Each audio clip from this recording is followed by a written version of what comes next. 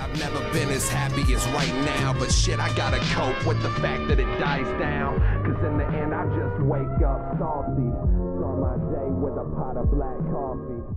So this video is a bit of a first for me, not doing an extra video or anything. I mean doing a video because I was actually reached out to by a developer on my business email to check out their game. I'll be completely honest, sometimes I even forget I have this business email since I don't really get anything, so it was a bit of a shock that I received this email. After the release of my Tori Saturn video, I guess it circulated a bit through the algorithm and this developer saw it and asked me to take a look at their game's demo on Steam. Oddsjob was compared a bit to Tori in the email as a more laid-back and casual platformer with some harder challenges to go for. I gave the demo a try and played all of its contents in about 45 minutes, and I knew I just had to talk about this game. I even got a chance to ask the developer a few questions I had about the game, more on that near the end of the video. For now, let me give you guys a quick rundown on the game and try to sell you guys on giving the demo a shot. The story of Oddsjob follows Big Shocker Odd, this cute little blue ball guy. His family sends him off to a foreign land to get a job to help them move with him in search of a better life. We then get thrown right into the game's house hub world where we have these doors that we can enter to go to different rooms for the family members where once they move in, we can do jobs with them during these little tokens to unlock more rooms and more family members. Like Tori, the setup is simple and it's a silly little adventure with not much of a big threat like King Dedede is eating all the food in Dreamland or Meta Knight is gonna punish the residents of Popstar for being lazy. It's a game about family and jumping over spikes and breaking crates. Almost as simple as the story is the gameplay. Odd has a jump and 3 mid-air jumps that I guess kind of function a little bit like the dash in Celeste where it recharges when you land on solid ground, except in some situations. But he also has like a ground pound and a dash. All 3 of these inputs are just different keys on my keyboard, so you don't have to do a directional inputs to do an action aside from just needing to be grounded to roll or in the air to slam down. It definitely is a casual game, but some of these jumps are kind of tricky, though the checkpoints are forgiving and there isn't a live system. Each family member has 5 jobs with 25 points you can collect in each level to open a chest for furniture to liven up their room. It doesn't seem to do much else, but maybe it will in the full game. There are also these little holes that open up to rat levels, little bonus levels for cheese that I'm sure we'll get an explanation of what this does in the full game. There's also a counter for the amount of times you touch the ground, so you can use this as a way to test your skills and keep track of your best score. The presentation of this game is really cute. The character designs are simplistic, but the little bits of dialogue we get tell us more about each family member as we meet them and do jobs. They all have a bit of charm to them. For a demo, there's a lot more than I thought there would be, but the levels definitely are bite-sized to account for that, and I hope that there are some longer levels when the full game releases. The sound effects and bit of music were nice too. I like that each family member does have their own type of sounds. Reminds me a little bit of the stuff in Banjo-Kazooie. All in all, this game stands out despite not having a very stylized art style, but it's the small things that stick into my brain and make me smile. I mentioned at the top of this video that I got a chance to talk a little bit more with the developer, Ode, I hope I'm saying that right, it's spelled like Ode to Joy, via email to try and pick the brain a little bit and see what their process is like. I am very thankful for them taking the time to answer these questions, and I'm going to kind of go over them point by point just to make the section flow a bit easier. What games inspired Oddsjob? Playing it, it definitely has the vibes of games like Super Mario 64 and other collectathons, having a hub world with collectibles blocking off future levels, but it does feel like it has some ideas from games like Pizza Tower when it's platforming. Super Mario 64 absolutely had a big impact on the game, not only directly, but also the way Mario 64/Mario Sunshine inspired other games to develop hub worlds.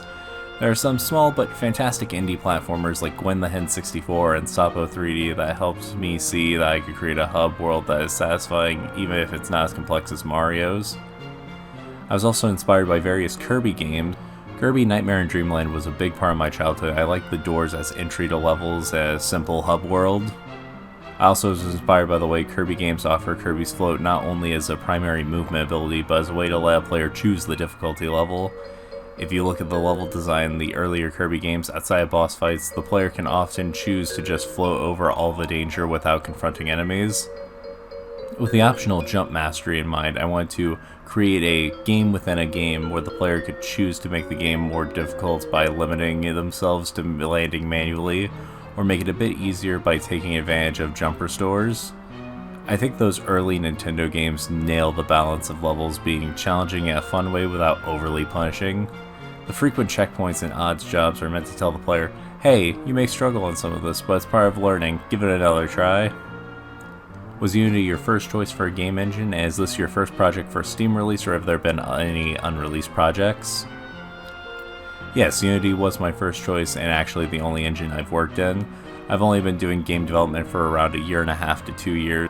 Originally, like most beginners, I stressed over which engine to pick, but eventually decided I'd try Unity and commit to developing it a bit before trying anything else. This is my first project with the intention of releasing on Steam. I've learned so much about the platform in the past year, and a tremendous respect to all the developers who post videos / document how to navigate Steam. I have some little prototypes here and there, but this was my first thing that I had the intention of sharing from the beginning. Will the final game's hub world be the same size as the one in the demo, or are there plans to expand it more? It seemed pretty fleshed out, but if there were more hidden areas as side missions like Peach's Slide in Mario 64. The main house itself will likely stay the same size as seen in the demo. I'd love to consider expanding it and including more Easter eggs / secret areas. As a solo dev trying to release their first project, however, I'm prioritizing creating a fun and polished game that actually gets released. I can imagine myself falling into a trap of adding exciting ideas indefinitely but never actually finishing. There are some squeaky optional levels inside the relatives rooms that I'm eager to see if players interact with. Are there any features that aren't in the demo that you want to add into the game? I would personally love to have a speedrun timer on top of the minimum ground touches because I think the game would have a fun time trial mode, or at least be popular among speedrunners. A speedrun timer is a great idea. With the demo released publicly, my goal is to get feedback and see what people are craving. If I see a demand for more difficult levels / speedrunning, I'll definitely look into adding it.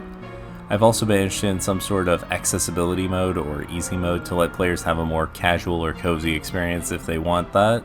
I haven't landed on if it'll be additional / infinite jumps, some sort of shield, or a more precise way to get past challenging sections.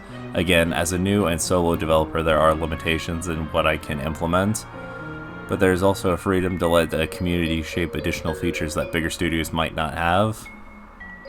When do you think the game will be ready, and what's the expected price point?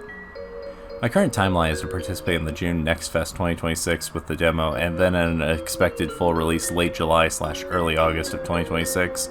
I haven't finalized the price, but it will be an accessibly low-priced indie release, just under $5. Oddsjob is a really fun but simple budget platformer that I'm really excited to see what the developer does as they work on it.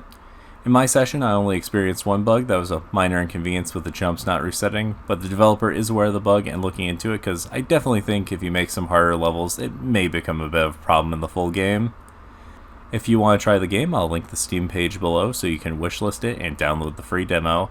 I am excited for this game's full release later this year, and I wish Ode the best of luck on this and other future releases they may plan.